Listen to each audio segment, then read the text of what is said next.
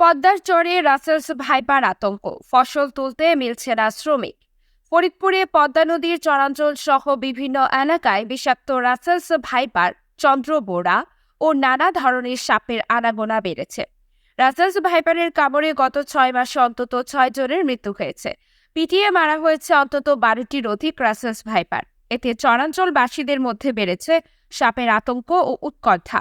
দেখা দিয়েছে শ্রমিক সংকট।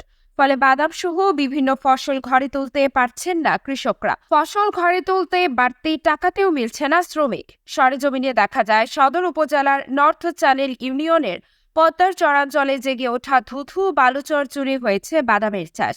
ফরিদপুর সদর, চর ভদ্রশোন ও সদরপুরের চরাঞ্চলের বেলে মাটি বাদাম চাষের জন্য খুবই উপযোগী।